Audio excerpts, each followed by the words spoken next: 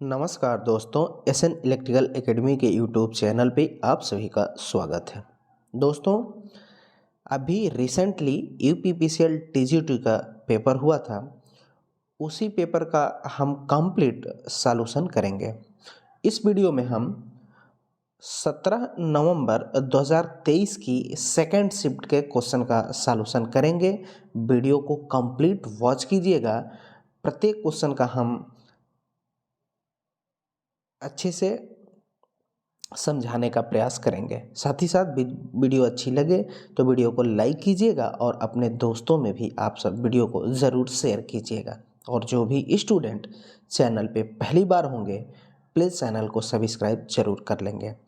याद रखिएगा, पूरे कंप्लीट यूपीपीसीएल TG2 के इस बार जो हुई थी शिफ्ट 12 हुई थी और टोटल क्वेश्चन पेपर को देखा जाए तो कितने हो जाएंगे, 24 क्वेश्चन पेपर हो जाएंगे। तो प्रत्येक पेपर को हम यहाँ पे डिस्कशन करेंगे और समझाएंगे। मतलब प्रत्येक क्वेश्चन का फुल डिटेल चर्चा किया जाएगा।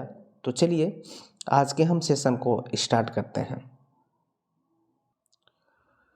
इसमें जो पहला क्वेश्चन है, अब ये पहला क्वेश्चन क्या कह रहा है, अब देखिए थोड़ा सा इसको हम जूम कर देते हैं ताकि और आपको क्लियरिटी समझ में आए। फर्स्ट नंबर जो क्वेश्चन है कि एक आरएल श्रेणी परिपथ में डॉट डॉट प्रयुक्त वोल्टेज और धारा के बीच का फेज कोण का अंतर कम हो जाएगा। मतलब कैसे कम हो जाएगा, तो आपको पता है कि अगर रजिस्टिव सर्किट है तो इसमें करंट एंड वोल्टेज के बीच का एंगल जो होता है वो 0 डिग्री होता है। तो कहने का मतलब है कि एक लाइन आएगी, इसी पर वोल्टेज होगा और इसी पर करंट होगा। तो ये तो रहा रजिस्टिव सर्किट के प्योर के केस में, प्योर रजिस्टिव सर्किट में। अगर किसी सर्किट में हाईली इंडक्टिव नेचर हो और हाईली कैपेसिटिव नेचर हो तो उसमें भी फेज एंगल जो होता है वो ज़्यादा होता है।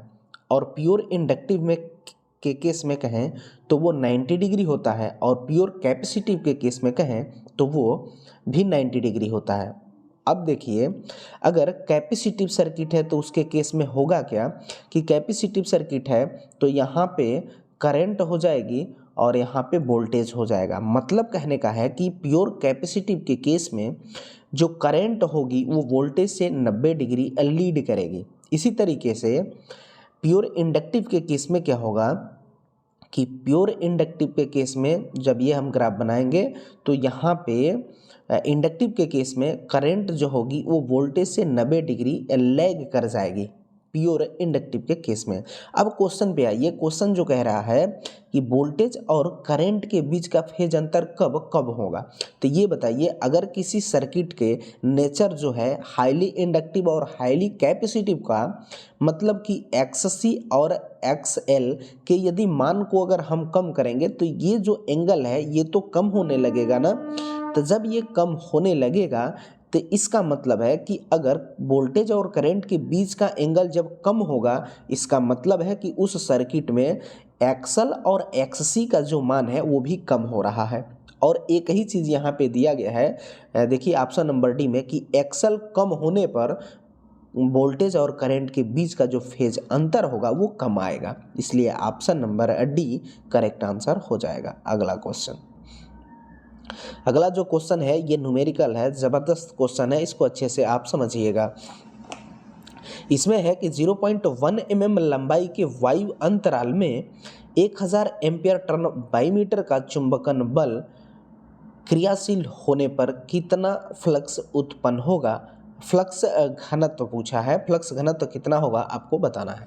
अब इसके लिए क्या होता है कि डायरेक्ट हम फ्लक्स डेंसिटी का फार्मूला जो लिखते हैं तो B = μ0 μr इंटू जो होता है वो H हो जाता है। अब यहाँ से क्या करेंगे कि म्यू आर जो होता है वह रिलेटिव परमिएबिलिटी होती है तो उसका मान तो 1 हो जाता है, लेकिन μ0 जो होता है इसे हम बोलते हैं एब्सोल्यूट परमिएबिलिटी। तो इसका मान कितना होता है तो 4 पाई इंटू 10⁻⁻7 हो जाता है, -7। और म्यू आर जो है रिलेटिव परमिएबिलिटी है तो इसका मान 1 हो जाएगा और इंटू एच, जैसा कि क्वेश्चन में देखिए एच यहाँ पे दिया गया है 1000 एम्पियर टर्न बाई मीटर, तो इसका मात्रक ही होता है। अब इसी को कैलकुलेशन करना है। अब यहाँ से हम क्या करेंगे कि 4 पाई इंटू 10⁻⁻⁷ इंटू, अब इसको हम पावर में कन्वर्ट करेंगे तो 10⁻³ हो जाएगा। अब देखिए यहाँ पे -7 है और ये 3 है, तो यहाँ से 3 कैंसिल आउट होगा और इसमें तो यहाँ -4 हो जाएगा। अब आगे स्टेप में इसको जब हम हल करेंगे तो 4 पाई इंटू 10⁻⁻4 हो जाएगा। अब इसको और तोड़ेंगे तो क्या हो जाएगा, 4 पाई इंटू 10⁻⁻1 और इंटू 10⁻³ हो जाएगा। अब क्या करेंगे कि -3 10⁻⁻³ जो है वो मिली हो जाएगा। अब ये मिली हो गया और ये 10⁻⁻1 एक अंक के बाद दशमलव लग जाएगा, यानी 0.4 पाई इंटू 10⁻⁻3। अब इसी को हम लिख सकते हैं 0.4 पाई और 10⁻³ को मिली वेबर हो जाएगा। इसलिए ऑप्शन नंबर देखिए डी में दिया गया है 0.4 पाई मिली वेबर, बिल्कुल करेक्ट आंसर हो जाएगा। अगला क्वेश्चन, अगला जो क्वेश्चन है 3rd नंबर कि 2 वाइंडिंग ट्रांसफार्मर में चुंबकन धारा और प्रयुक्त वोल्टेज के बीच फेज अंतर में संबंध आपको बताना है। अब ये क्या है कि इसमें अप्लाइड वोल्टेज यही होता है, इसी पर लाइन पर IW यानी वाटफुल कंपोनेंट होता है और यहाँ पे मैग्नेटाइजिंग करंट होती है। इसे IM या इसे हम I म्यू से भी रिप्रेजेंट करते हैं और यहीं पे हमारा मेन फ्लक्स भी होता है। और ये वाटफुल कंपोनेंट को हम IW या IC से रिप्रेजेंट करते हैं। इसको याद रखिएगा, IW या IC यानी वाटफुल कंपोनेंट जो होता है वह वोल्टेज के फेज में होता है और वहाँ से 90 डिग्री लैग जो करती है वो मैग्नेटाइजिंग करंट, या इसको हम वाटलेस कंपोनेंट भी बोला करते हैं। अब क्वेश्चन पे आइए। क्वेश्चन जो कहा कि चुंबकन धारा, तो चुंबकन धारा यानी IM मैग्नेटाइजिंग करंट और प्रयुक्त वोल्टेज यानी V के बीच संबंध क्या है। तो यहाँ से ध्यान से देखेंगे तो मैग्नेटाइजिंग जो करंट है वो वोल्टेज से 90 डिग्री लैग कर रही है। अब देखिए ऑप्शन डी में कि चुंबकन जो धारा है प्रयुक्त वोल्टेज से 90 डिग्री पीछे रहता है, बिल्कुल करेक्ट बात है, यानी ऑप्शन नंबर डी बिल्कुल करेक्ट आंसर हो जाएगा। उम्मीद करेंगे प्यारे साथियों ये क्वेश्चन आपको अच्छे से समझ में आ रहे होंगे। अगला क्वेश्चन 4 नंबर कि एक एकल फेज 4400 मतलब 4440 volt by 220 volt 50 hertz transformer का अधिकतम फ्लक्स घनत्व 0.04 वेबर है। हाई वोल्टेज वाइंडिंग में फेरों की संख्या बतानी है। अब इसमें क्या है कि हाई वोल्टेज पूछा है, यानी 4440 वोल्ट में हमें टर्न की संख्या बतानी है हाई वोल्टेज में। यहाँ पे फ्लक्स घनत्व दिया गया है तो हम ट्रांसफार्मर का इक्वेशन लिखेंगे। ट्रांसफार्मर का इक्वेशन जो हो जाएगा वह E1 equal to 4.44 5 max F into N, यानी N1 ले लेंगे। यहाँ पे प्राइमरी में इंड्यूस्ड EMF लेंगे तो यहाँ पे प्राइमरी में टर्न भी ले लेंगे। अब यहाँ पे देखिए ये वोल्टेज जो है वो दिया गया है 4440 यानी 4440 इक्वल टू 4.44 5 मैक्स जो है BM जो यहाँ पे दिया गया है इंटू 0.04 इंटू फ्रेक्वेंसी जो है यहाँ पे देखिए यहाँ दिया है 50 और इंटू हमें N1 कैलकुलेट करना है तो इंटू N1 कर देंगे। अब देखिए क्या करेंगे कि ये पॉइंट हटाएंगे तो नीचे में हम 10 लिख देंगे और ये पॉइंट हटाएंगे तो नीचे में 1 पर 2 जीरो, क्योंकि 2 अंक के बाद दशमलव है। अब क्या करेंगे कि ये 444 ये 444 से मारा जाएगा और 50 दूनी का 100 हो जाएगा, 2 दूनी का 4 हो जाएगा और 2 5 10 हो जाएगा। क्लियर। अब यहाँ से हम इसमें इंटू कर देंगे, तो इंटू जब हम करेंगे तो यहाँ पे कुछ नहीं बचा था तो ये एक बार में मारा जाएगा तो यहाँ पे 100 हो जाएगा। क्योंकि 4 से इंटू भाग करेंगे तो आएगा ना 100, क्योंकि यहाँ पे एक बार 10 और एक भी पहले से 0 था ही। अब यहाँ से हम क्रॉस मल्टीप्लिकेशन कर देंगे तो यहाँ पे देखिए n1 बचा है, तो n1 इक्वल टू क्या हो जाएगा 5 इंटू 100 यानी 500 टर्न आ जाएगा। ऑप्शन नंबर बी 500 टर्न बिल्कुल करेक्ट आंसर हो जाएगा। अगला क्वेश्चन, अगला जो क्वेश्चन है 5 नंबर कि स्थिर वैद्युत प्रकार के उपकरणों का उपयोग के रूप में किया जाता है, यानी इलेक्ट्रोस्टैटिक इंस्ट्रूमेंट किस प्रकार के इंस्ट्रूमेंट में उपयोग किए जाते हैं। तो देखिए एकमात्र जो इंस्ट्रूमेंट होता है जिसे हम वोल्ट मीटर कहते हैं, वह जो है इलेक्ट्रोस्टैटिक इंस्ट्रूमेंट के प्रभाव पे वर्क करता है, उसके अंतर्गत आता है। तो यहाँ पे वोल्ट मीटर यानी option number D volt meter बिल्कुल करेक्ट आंसर हो जाएगा। और इलेक्ट्रोस्टैटिक इंस्ट्रूमेंट में अगर आपको डैम्पिंग की बात करें तो डैम्पिंग में याद रखिएगा फ्लूइड फ्रिक्शन होता है। और आवृत्ति मीटर जो होता है यह रेशियो टाइप का इंस्ट्रूमेंट होता है, और ये कैसे इंस्टॉल किया जाता है तो ये पैरेलल में इंस्टॉल किया जाता है। एमीटर से हम करंट को मेज़र करते हैं और वोल्ट मीटर से हम वोल्टेज को मेज़र करते हैं। फिलहाल इलेक्ट्रोस्टैटिक इंस्ट्रूमेंट पूछा था, इसलिए option number D correct answer हो जाएगा। अगला नंबर क्वेश्चन, अगला जो क्वेश्चन है ये भी न्यूमेरिकल क्वेश्चन है, आप ध्यान से देखिएगा। एक डीसी शंट जनरेटर 200 वोल्ट की टर्मिनल वोल्टेज के साथ पूर्ण लोड पर 2200 एम्पियर की आर्मेचर धारा प्रदान करता है। फील्ड करंट 2 एम्पियर है, तो लोड पावर क्या होगा आपको कैलकुलेट करना है। टर्मिनल वोल्टेज देखिए यहाँ पे 200 वोल्ट दिया है, शंट जनरेटर है, इसका मतलब है कि यह वोल्टेज सेम मिलेगी। शंट फील्ड वाइंडिंग, आर्मेचर और लोड तीनों को सेम मिलेगी, क्योंकि इसका कनेक्शन जो होता है वो पैरेलल का बनता है। अब यहाँ पे हमें लोड पावर ज्ञात करना है, तो लोड पावर के लिए जो फार्मूला होता है वो P equal to V into IL होता है, लोड करंट होती है, और V जो होता है टर्मिनल वोल्टेज है। अब यहाँ पे देखिए टर्मिनल वोल्टेज तो हमें पता है 200 वोल्ट है, हमें लोड करंट हमें पता करना है। आर्मेचर जो करंट है वो 22 एम्पियर है और फील्ड करंट जो है वो 2 एम्पियर है। तो अब क्या करेंगे, यहाँ से हम armature current equal to load current plus shunt field current कर देंगे। अब यहाँ पे आर्मेचर करंट जो है वहाँ पे देखिए 22 एम्पियर दिया है इक्वल टू लोड करंट हमें पता करना है, और शंट फील्ड करंट जो है वो 2 एम्पियर है। जब इसे हम पक्षांतर करेंगे तो IL इक्वल टू जो आएगा वह 22 माइनस 2 इक्वल टू 20 एम्पियर आ जाएगा। अब देखिए टर्मिनल वोल्टेज जो है वो क्वेश्चन में ही दिया गया है 200 वोल्ट इंटू लोड करंट, तो लोड करंट हमने क्या निकाला 20 एम्पियर इंटू 20 कर देंगे। अब इसमें गुणा करेंगे आप तो 4 पर 000 हो जाएगा, और 000 का मतलब इसको हम 10 टू दी पावर 3 भी लिख सकते हैं, तो 3 का मतलब हो जाएगा किलो। हमने पावर निकाला तो इसका मात्रक वाट हो गया, 10 टू दी पावर 3 आने के वजह से ये किलो बन जाएगा, यानी किलो वाट हो जाएगा। 4 kilowatt option number D बिल्कुल करेक्ट आंसर हो जाएगा। अगला क्वेश्चन,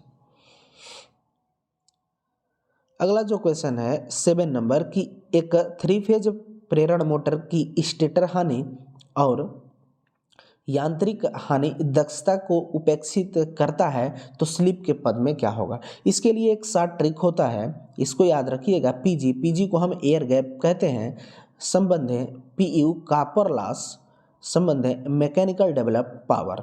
PD या PM भी लिख सकते हैं। ये 1 का होता है, ये S का होता है, ये 1 माइनस S का होता है।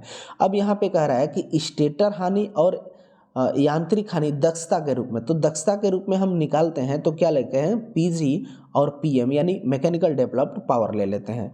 तो यहाँ से PG upon 1 equal to PM upon 1 minus S हो जाएगा। अब यहाँ से हम क्या करेंगे कि हमें निकालना होगा। अब यहाँ से जब हम निकालेंगे तो कैसे लिख सकते हैं उसको देखिए।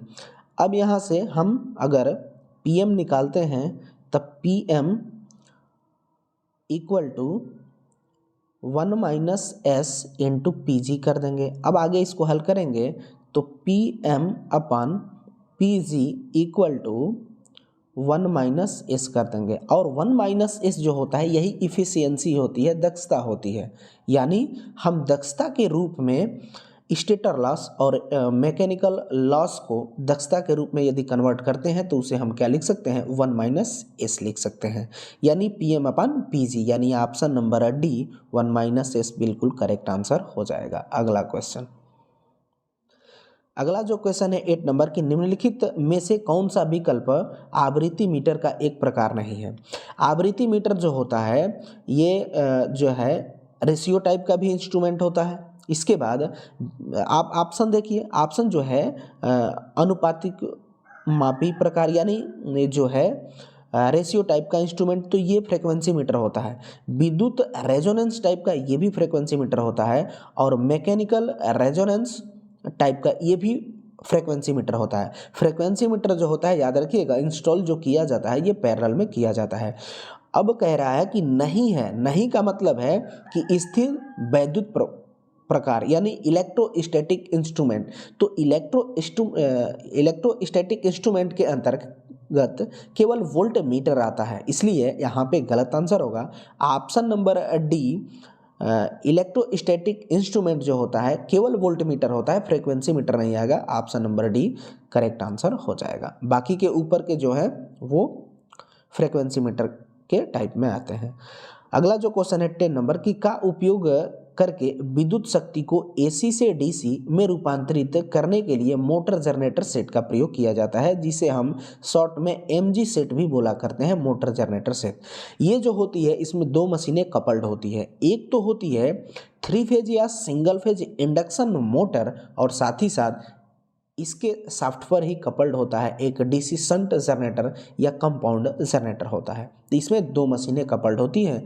अब यही दो पूछा है, तो देखिए ऑप्शन नंबर सी में जो दे रहा है कि प्रेरण मोटर और DC जनरेटर।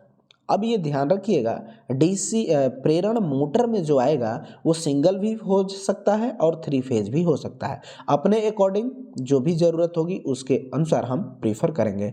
फिलहाल याद रखिएगा, एक जो होगी इंडक्शन मोटर होगी और एक DC जनरेटर होगा। ऑप्शन नंबर सी बिल्कुल करेक्ट आंसर हो जाएगा। इसमें होता क्या है कि इंडक्शन मोटर को हम सिंगल फेज है तो सिंगल फेज सप्लाई देंगे AC, या 3 फेज है तो 3 फेज सप्लाई देंगे AC।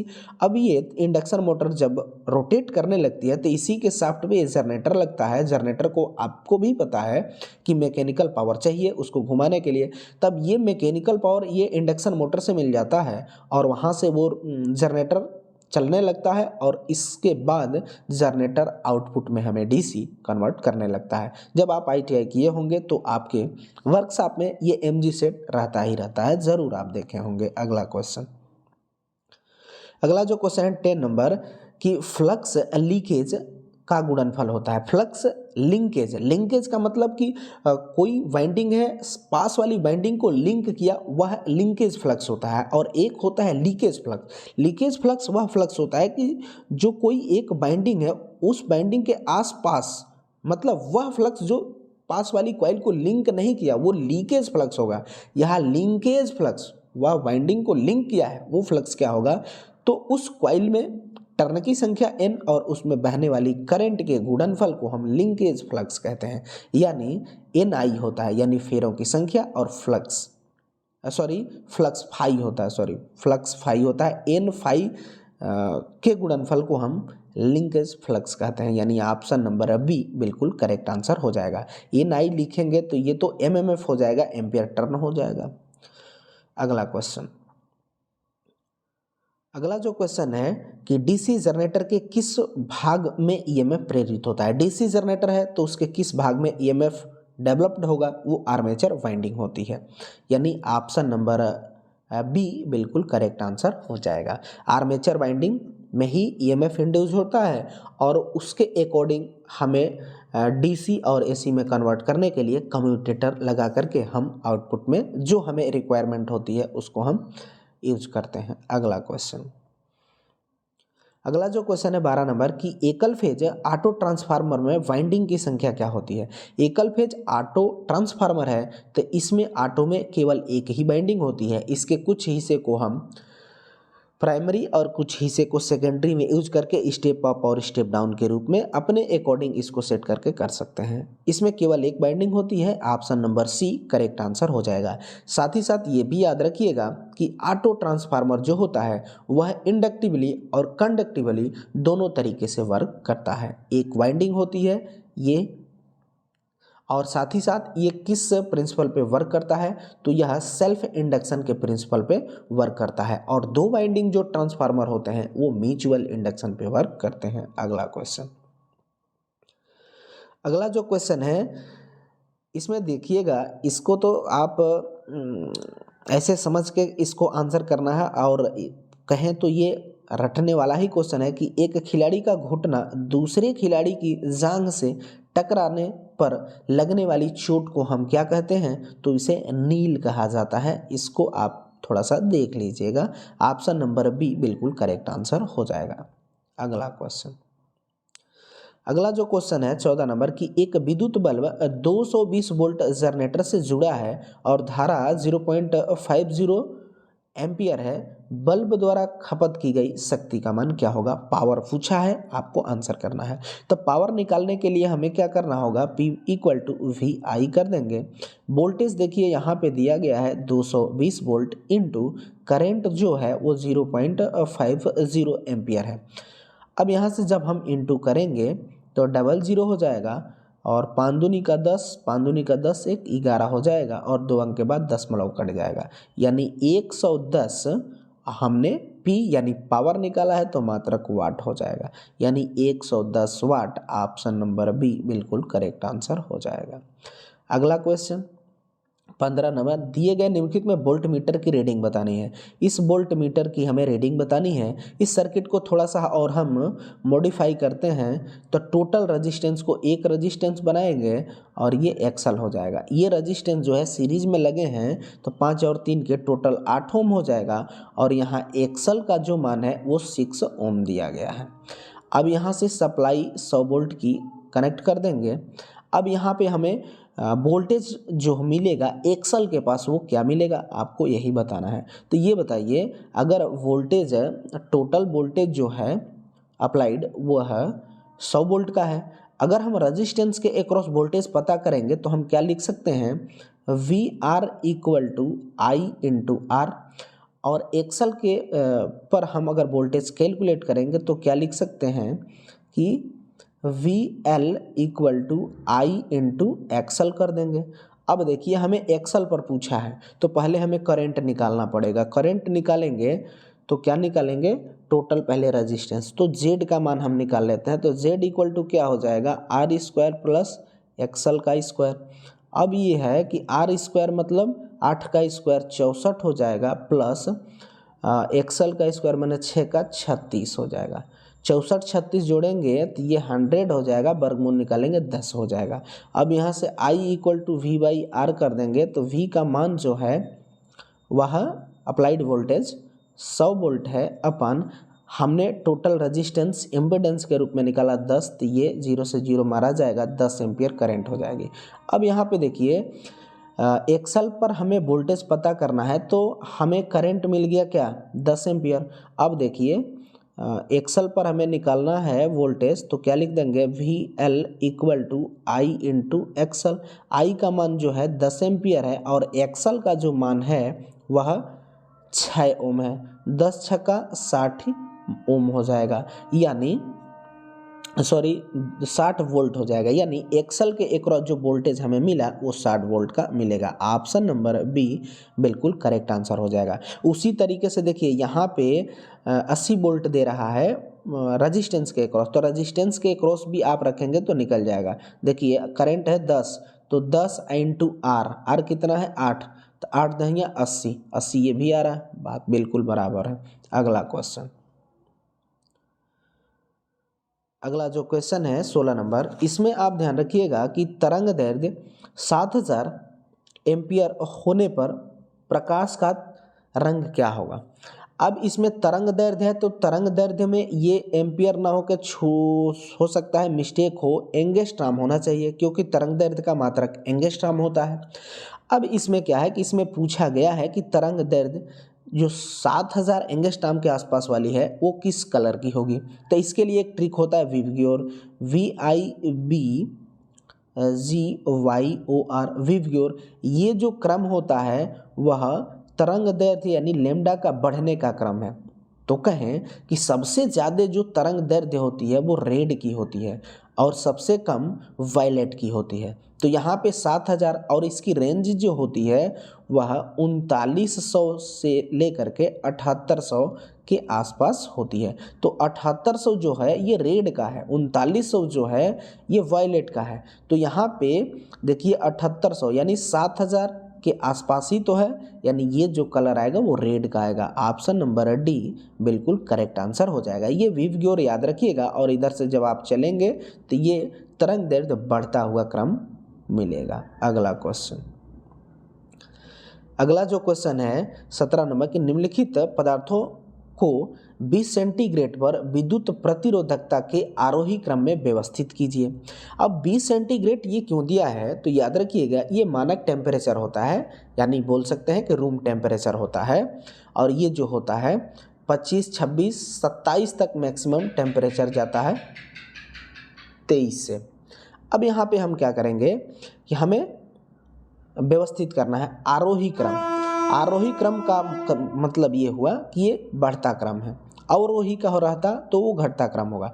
मतलब कि सबसे कम रेजिस्टेंस, उसके बाद उससे बाद सबसे लास्ट में हाई रेजिस्टेंस।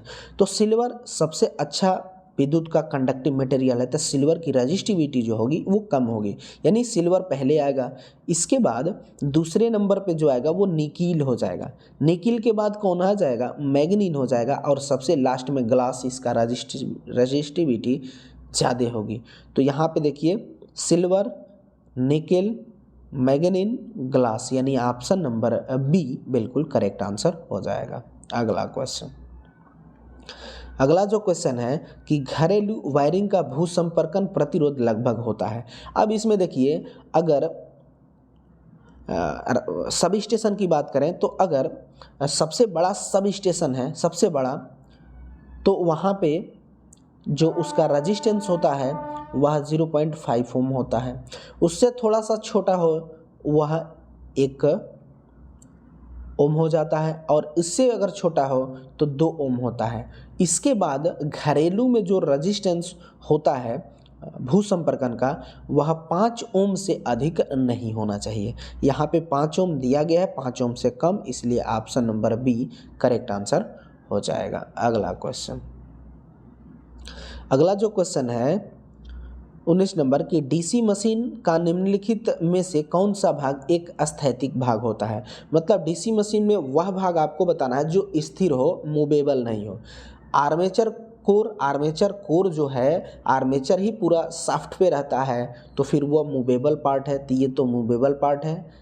आपसे पूछा है कि स्टैटिक पार्ट, तो ये तो गलत हो जाएगा। कम्यूटेटर जो है ये शाफ्ट पर ही इंस्टॉल होता है, इसका काम होता है AC to DC, DC to AC convert करना, ये भी मूवेबल होता है, ये भी गलत हो जाएगा। आर्मेचर वाइंडिंग, आर्मेचर पर ही वाइंडिंग होती है, तो सो फिर आर्मेचर रोटेट कर रहा है तो उस पर स्थापित तो वाइंडिंग भी रोटेट करेगी, तो ये भी स्थित नहीं है, ये भी गलत हो जाएगा।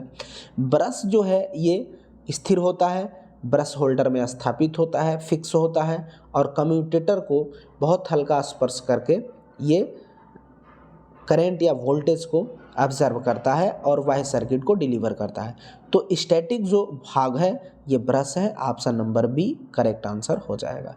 अगला क्वेश्चन, अगला जो क्वेश्चन है 20 नंबर की, एक AC परिपथ 0.8 पस्ता के शक्ति गुणांक पर 4.8 किलोवाट की शक्ति लेता है, आभासी शक्ति क्या होगी?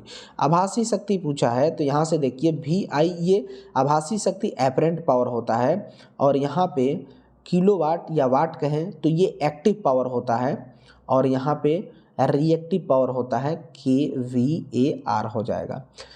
अब यहाँ पे हमें आभासी शक्ति ये पावर पूछा है, तो यही इसका फार्मूला होता है VI। अब यहाँ पे क्या करेंगे कि पावर फैक्टर का हम फार्मूला लगाएंगे, तो power factor cos phi equal to क्या होता है? वास्तविक शक्ति यानी active power upon apparent power. अब हमें क्या करना है कि एपरेंट पावर निकालना है, तो क्या करेंगे कि एपरेंट पावर इक्वल टू तो ये यहाँ आएगा और पावर फैक्टर यहाँ चला जाएगा, तो एक्टिव पावर देखिए यहाँ पे दिया गया है 4.8 किलोवाट अपान, यहाँ पे पावर फैक्टर आएगा ना, जब यहाँ पे एपरेंट पावर जाएगा तो यहाँ पे पावर फैक्टर जो है वो क्वेश्चन में दिया गया है वह 0.8 दिया गया है। अब देखिए एक अंक के बाद इसमें भी दशमलव है, एक अंक के बाद इसमें भी दशमलव है, कैंसिल आउट हो जाएगा, 8 6 48 यानी 6 किलो वाट हो जाएगा, 6 किलो वोल्ट एम्पियर होगा। इसलिए क्योंकि एपरेंट पावर का जो यूनिट होता है वह छोटा वोल्ट एम्पियर है, उससे बड़ा किलो वोल्ट एम्पियर है, इससे बड़ा मेगा वोल्ट एम्पियर है, इसलिए ऑप्शन नंबर ए 6 केवीए बिल्कुल करेक्ट आंसर हो जाएगा। तो दोस्तों इस वीडियो में हम 20 क्वेश्चन तक ही सॉल्यूशन किए। आगे नेक्स्ट वीडियो जो आएगी उसमें हम प्रयास ये करेंगे कि कम से कम 25 क्वेश्चन का डिस्कशन करें। साथ ही साथ वीडियो अच्छी लगे तो वीडियो को लाइक कीजिएगा और अपने दोस्तों में भी आप सब प्लीज़ वीडियो को शेयर ज़रूर कीजिएगा। जो भी स्टूडेंट चैनल पे पहली बार होंगे प्लीज़ चैनल को सब्सक्राइब ज़रूर कर देंगे, साथ ही साथ बेल आइकन को भी प्रेस कर देंगे, क्योंकि नेक्स्ट वीडियो जब भी आए आपको उसका नोटिफिकेशन सबसे पहले मिल सके। तो चलिए इस वीडियो में बस इतना ही, तब तक के लिए bye bye, take care, thanks for watching this video.